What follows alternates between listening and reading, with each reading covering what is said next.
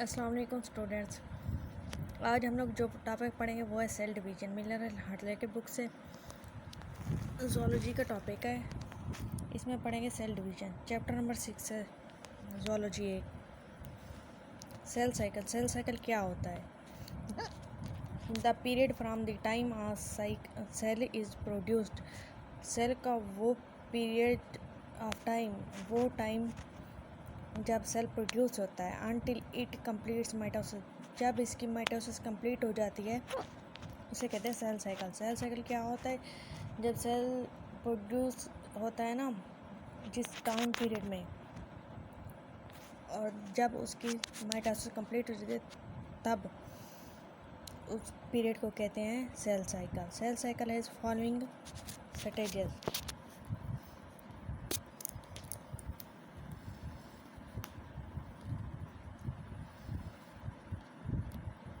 Number 1 पे है mitosis, cytokinesis, interphase.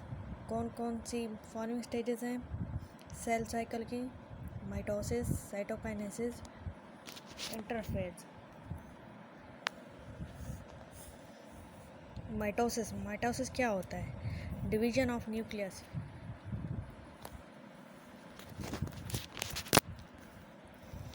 Division of nucleus को क्या कहते हैं? माइटोसिस। माइटोसिस के अंदर न्यूक्लियस की डिवीजन होती है। साइटोकाइनेसिस क्या होता है? इसमें डिवीजन होती है साइटोप्लाज्म की। माइटोसिस में किसकी डिवीजन होती है? न्यूक्लियस की। साइटोकाइनेसिस में किसकी डिवीजन होती है? साइटोप्लाज्म की। इंटरफेज। इंटरफेज जो cell grows and carries out its various metabolic process during interphase.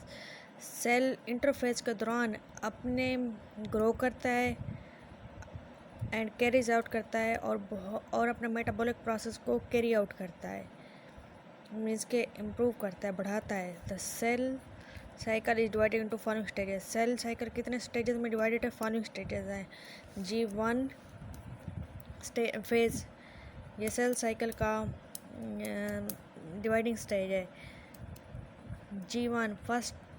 G1 को क्या कहते हैं? G1 फेज में क्या होता है? ये इसको फर्स्ट ग्रोथ और गैप, ये it is the early growth. यहाँ G1 में सेल की क्या होती है? अर्ली ग्रोथ होती है। स्टार्ट में जो ग्रो होती है ना उसको अर्ली ग्रो कहते हैं। स्टार्टिंग में phase of the cell. S phase में क्या होता है? डीएनए सिंथेसाइज भी कहते हैं और एस फेज भी कहते हैं। यहाँ पे जो होता है ना सेल ड्यूरिंग दिस फेज, इस फेज के दौरान ग्रोथ कंटिन्यूज, सेल की ग्रोथ जो होती है ना कंटिन्यू रहती है, जारी रहती है मुसलसल। Also includes DNA replication. S phase में क्या इंक्लूड होता है? एक तो होता है सेल ग्रो करता है कंटिन्यूली, मुसलसल सेल की ग्रोथ होती रहती है एस फेज में, और यहाँ पे डीएनए रेप्लिकेशन होती है। G2 फेज, सेकंड ग्रोथ और gap. This phase prepare the cell for division. G2 phase में क्या होता है? G2 फेज जो होता है ना ये सेल को तैयार करता है फॉर डिवीजन के लिए। Includes replication of mitochondria. G2 phase में क्या क्या इंक्लूड होता है? रेप्लिकेशन होती है माइटोकॉन्ड्रिया की एंड अदर ऑर्गेनेलीज की, और दूसरे ऑर्गेनेलीज की भी रेप्लिकेशन होती है। सिंथेसिस ऑफ माइक्रोट्यूब्यूल्स होती है एंड प्रोटीन होती है। Microtubules and protein make mitotic spinal fibres and chromosome condensation. Microtubules और प्रोटीन जो होती है ना वो क्या बनाती है? Mitotic spinal fibres and chromosome condensation. Cell cycle की चौथी स्टेज कौन सी है? M phase. एम फेज भी बोल सकते हैं, माइटोटिक फेज भी बोल सकते हैं। पार्टीशनिंग ऑफ क्रोमोसोम, यहाँ पे पार्ट्स बने हुए होते हैं, अलग से पार्ट्स बने होते हैं क्रोमोसोम्स के। And daughter cells take place करते हैं इन एम फेज। और डाटर सेल्स कहाँ पे प्लेस होते हैं? एम फेज के अंदर। मोस्टली एमसीक्यूज में आ सकता है ना ये, एमसीक्यूज के लिए इम्पोर्टेंट है। डाटर सेल्स कहाँ पर पाए जाते हैं? एम फेज में। रेप्लिकेशन क्या होती है? N exact copy of DNA. Replication क्या होती है? कॉपी होती है। डुप्लीकेशन को भी कह सकते हैं।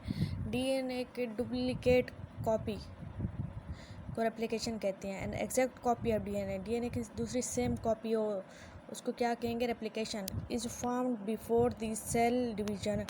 डीएनए की रेप्लिकेशन के दौरान, रेप्लिकेशन क्या होती है, जहाँ पर डीएनए की एग्जैक्ट कॉपी होती है, कब बनी होती है, वो सेल की डिवीजन से पहले। This process called replication. Cell की डिवीजन से पहले डीएनए की कॉपी फॉर्म होती है रेप्लिकेशन के अंदर।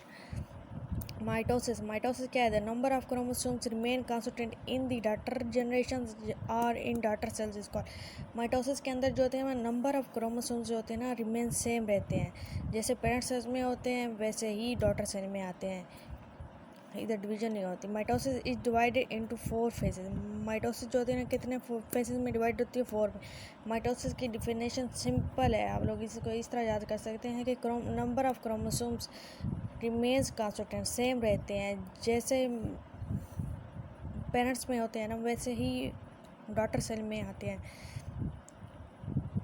फादर एंड मदर के जो क्रोमोसोम्स होते हैं जितने भी होते हैं ना वो उतने ही डाटा सेल्स में आते हैं। Number of chromosomes remains constant in daughter cells is called mitosis. Mitosis is divided into 4 phases. Mitosis कितने फेजेस में डिवाइड होती है, तकसीम शुदा होती है 4 फेजेस में। उसके कौन कौन से फेज हैं, पहला फेज जो प्रोफेज, दूसरा फेज है मेटाफेज, तीसरा है एनाफेज, चौथा है टीलोफेज।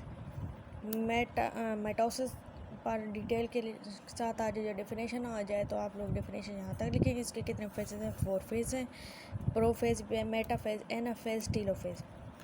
प्रोफेज के बारे में, प्रोफेज फर्स्ट फेज कौन सा है माइटोसिस का, वो है prophase. The first phase of mitosis, mitosis का जो फर्स्ट फेज है, following changes takes place during prophase. Prophase के दौरान, प्रोफेज कौन सा फेज है माइटोसिस का, पहला फेज जो है ना वो है प्रोफेज माइटोसिस का। फॉलोइंग चेंजेस टेक्स प्लेस, इसमें कौन कौन सी चेंजेस टेक्स प्लेस करती हैं, वो ये हैं। क्रोमोसोम जो होते हैं ना become visible with light microscope. जब हम लोग जहाँ पे लाइट माइक्रोस्कोप को यूज़ करते हैं तो क्रोमोसोम्स बिकम विजिबल, वाज़े हमें नज़र आते हैं लाइट माइक्रोस्कोप के अंदर। They look thread like structure. Chromosome जो होते हैं वो धागे नुमा स्ट्रक्चर होते हैं, इनके की शेप होती है। क्रोमोसोम हमें कब नज़र आते हैं, under light microscope. Light microscope के अंडर हमें क्रोमोसोम्स नज़र आते हैं और इनकी शेप कैसी होती है, थ्रेड लाइक स्ट्रक्चर्स की। Nuclei and nuclear envelope disappear. Prophase के अंदर जो होता है ना न्यूक्लियाई और न्यूक्लियर इनवेलप जो होते हैं ना वो डिसअपियर होते हैं, नज़र वाज़े नहीं होते। 2 centriole pairs move apart from each other. यहाँ पर 2 सेंट्रियोल पेयर्स जो होते हैं ना वो मूव करते हैं फ्राम ईच अदर, एक दूसरे से, मीन्स के अपोजिट साइड पे मूव करते हैं। 2 centriole pairs reached at opposite poles of the cell. ये देखें यहाँ पे वाज़े हो गया ना, सेंट्रियोल जो होते हैं ना वो अपोजिट पोल्स पर रीच करते हैं, सेंट्रियोल पेयर्स दोनों सेल के at the end of prophase. Prophase के एंड पर सेंट्रियोल्स जो होते हैं ना वो अपोजिट सेल्स के पोल्स पर मूव कर जाते हैं। माइक्रोट्यूब्यूल्स जो होते हैं ना अराइज करते हैं from the centrioles. Microtubules are called aster. Microtubules को हम एस्टर भी कहते हैं। Microtubules form a spindle between centriole. Microtubules जो होते हैं वो अराइज करते हैं फ्रॉम द सेंट्रियोल्स, सेंट्रियोल से अराइज होते हैं। माइक्रोट्यूब्यूल्स को हम लोग कहते हैं aster. Microtubules also called aster, aster भी कह सकते हैं। माइक्रोट्यूब्यूल्स जो है वो फॉर्म करते हैं स्पाइंडल बिटवीन सेंट्रियोल्स। सेंट्रियोल्स के दरमियान जो स्पाइंडल फॉर्म होता है वो किस तरह से फॉर्म होता है, माइक्रोट्यूब्यूल्स की मदद से। माइक्रोट्यूब्यूल्स बीच में स्पाइंडल फॉर्म करते हैं 2 सेंट्रियोल्स के। माइटोटिक स्पाइंडल, माइटोटिक अपरेटस, ये डेफिनेशन भी आ सकते हैं। Aster spindle aster spindle centriole and microtubules collectively called mitotic apparatus. जब माइटोटिक डिवीजन हम लोग किसे कहते हैं, अपरेटस या स्पाइंडल क्या होते हैं, जब स्पाइंडल, एस्टर, सेंट्रियोल्स और माइक्रोट्यूब्यूल्स जो होते हैं, माइक्रोट्यूब्यूल्स जो होते हैं वो कलेक्टिवली कॉल्ड कहलाते हैं माइटोटिक अपरेटस। मेटाफेज, एनाफेज मैं आप लोगों को अभी आगे एक वीडियो बनाती हूँ, उसमें आप लोग को समझा देती हूँ। ओके, जहाँ पे समझ ना आए तो आप लोग कमेंट्स बॉक्स में पूछ सकते हैं। अल्लाह हाफिज़, दुआ में याद रखिएगा।